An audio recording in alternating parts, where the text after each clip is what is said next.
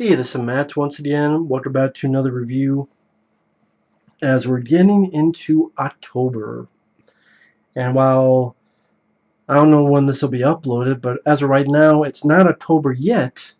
But I figured I would review a film that is not a horror movie, but it is about a director that's making a short horror film. Coven, aka Coven, American movie. This came out in 1999. And it's about this filmmaker in Milwaukee, Wisconsin, called Mark Borchardt. And I'm not sure if I got his last name correct, but Mark is a guy who is very passionate about movies, but things are not working out well, whether it be bills, upon bills. He needs extras for the movie. Most of them don't show up except his buddy, Mike Shank. There's his visits to his uncle named Bill. And at first he's going to make this movie called Northwestern, and then things fall apart. So he said, no, let me finish up this short film named Coven, aka Coven. There's actually a fun bit where they're arguing whether it should pronounce Coven or Coven. It's heartfelt, a little bit sad, it's funny, and very interesting characters. And it's a documentary. This is not a movie, it's a documentary. And I definitely agree with the critical reviews. And what makes the film work is these are guys that seem very likable, very good people, down-to-earth people, just trying to do the best that they can in the situation. And yeah, I understand. This was 1999. Looking back, and so much time has passed since then, it's kind of sad that in a way these guys didn't make it, so to speak. Meaning, you tell throughout the film he has dreams of being this big filmmaker and things of that nature, and it didn't work out. I mean, I'm sure you can find him on like Facebook and once in a while on YouTube, but other than that short film, I don't think he's made a movie since. He's appeared in a couple stuff, like Mark. He was in a bit on the Grade the Bunny show that was on IFC. I think him and Mike had a little appearance on Family Guy. And once in a blue moon he appears in something like a movie or such, but it seems like his dream didn't really come true. I think nowadays he writes plays. That's what he's doing. I don't know what he does for work. Like, I don't know if you get paid for writing plays or not. I guess I would assume you do. I don't know what Mike is doing nowadays. But it's sort of sad looking back that, they're big dreamers, as mainly Mark, and it just seemed like he didn't really get to meet his dream. And I guess that's, in retrospect, that's depressing. Yeah. But within the movie, it's still a little bit inspiring. Because even at the beginning, he's talking about failure, and this time I'm not going to fail. And Mark is a very good talker.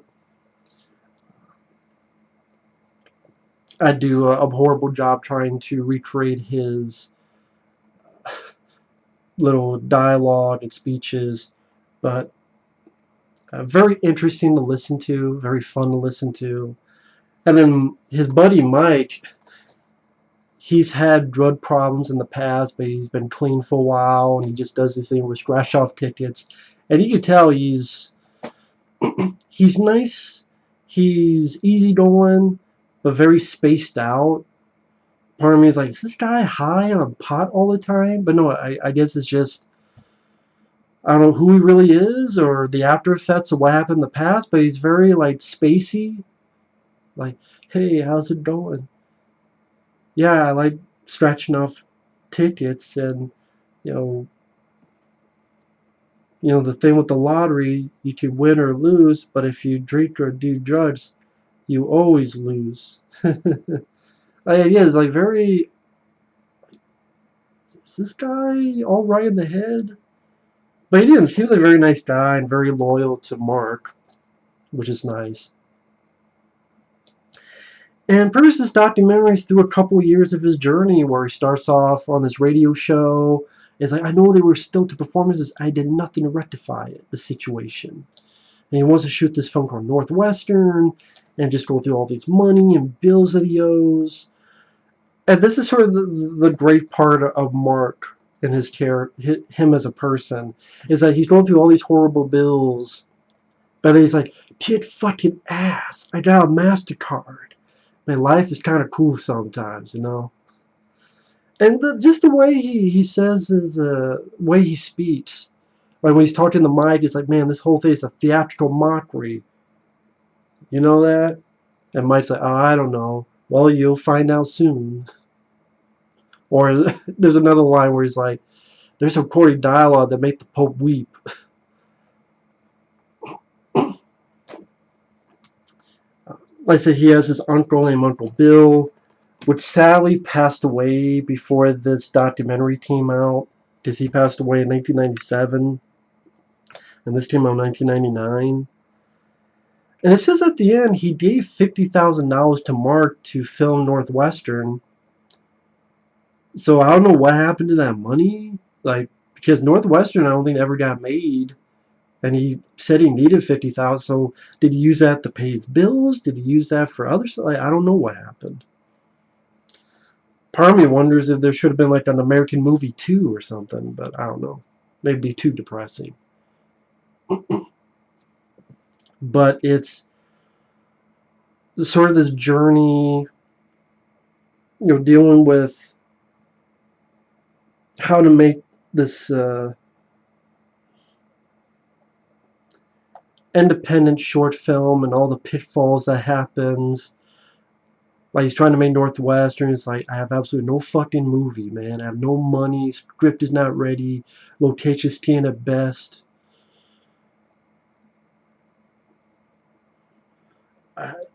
How just a very interesting character. Like, he has the whiteboard. He's like, fuck this shit. Oh, so, man, I wish I didn't erase that. Fuck this shit. He's calling people to see if he can be in his film. Hey, you have time from 1 to 3 p.m. to be in my film? And the extra didn't show up, so he has to get his mom to do it. And his mom was like, I have shopping to do. And just him trying to get this short film Coven made. And as another person said, he's a determined motherfucker. He's been doing, trying to film this short film for 2.5 years. This half-hour short film. He's a determined motherfucker. And there's fun moments like trying to get this head through a cupboard, and the guy fucked up, so it didn't work right, so he just banged the guy's head. And then they tried it again, it didn't work, and like Mark's trying to punch it and even bloodies his knuckles. Oh man, I'm sorry I tried to put your head through that, man. Then they do it a third time and it succeeds. And a little bit of sadness too.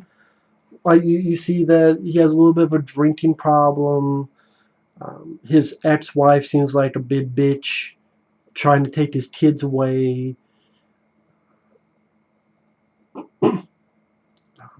It's definitely, it doesn't seem, I didn't see anything phony or fake. It all felt real.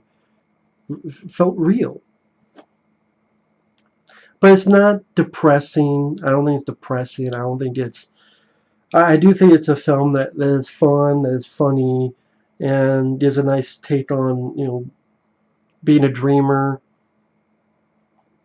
As it puts here, the camera doesn't flinch as it captures every emotional crisis and financial pitfall in his 2-year odyssey.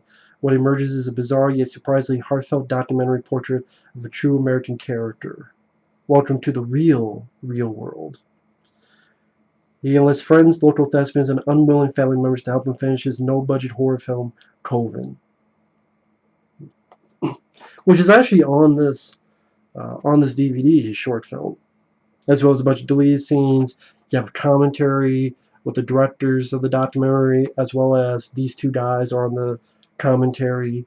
So that was cool to see.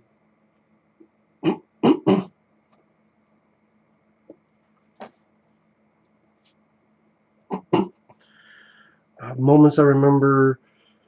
He works well with his kids. Like his kids swear, says shit. It's like, did you swear? No. Oh, I thought you said shit. So I don't care if you did, man. I just want to make sure that I'm not, I'm not just hearing things.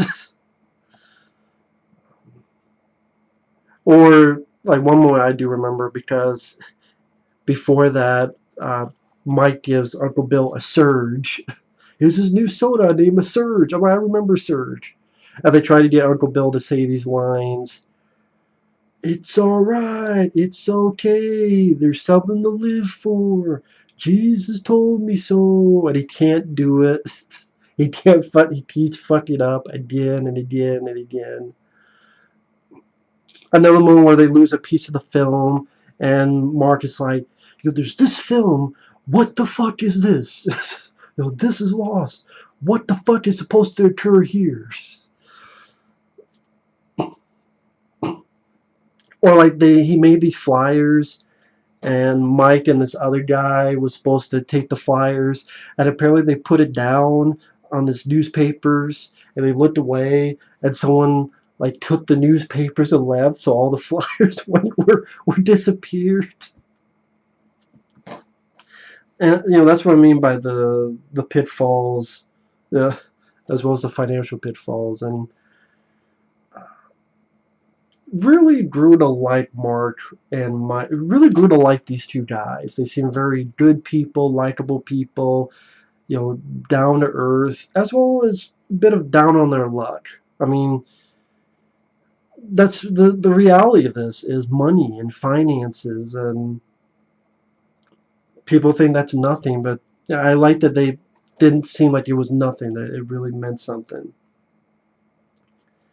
And just very interesting characters to join in on the ride as they shoot this film and try to get it made, and shoot ADR for the sound, and editing the film. And this one sort of moment that where the documentary filmmakers are asking the mom, she talked about how he has a lot of dreams, and they go, oh, so you think he's going to make it? And she's like, I don't know. I think she's like Swedish, the mom. She's like, I don't know. I think I don't think so. But she's not being mean. You get like a sense of sadness. And that's sort of, I guess really that's what I've been mumbling about for the past 13 minutes, is that at least he tried, and that's more than a lot of other people can say. He tried. And guess what? Because of him trying, this got made. This became a cult film, and some people know who these two guys are. And that led to little appearances on Family Guy and Grade the Bunny on IFC and other stuff. I think he appeared in a movie. I forget which one, and I think he directed some music videos. I can't remember which ones, and is now. So you know what? Maybe something did come of it. It just he never got to make the big movies, or really any feature-length movie. I don't think he still directed a feature-length film, which is too bad. So I get that's what I meant by the failure of that at the beginning, but not for lack of trying. He's not a lazy guy. It's just sometimes that's how the cookie crumbles, so to speak. That's just how things fall into place. But I would say if you've never seen this film, if you've heard of this film, it's easily worth a look. It goes by a fast pace. It's fun. It's pretty damn funny. It's entertaining. If I made it sound depressing, it's not that depressing. Trust me. But there are real moments. So that's what I mean. It's not a phony. I don't think it's a phony fake. Like some documentaries are phony bullshit. I don't think that's the case in this. I love the interactions he has with Uncle Bill, because you tell Uncle Bill just doesn't buy anything he's talking about, but he's still being nice about it.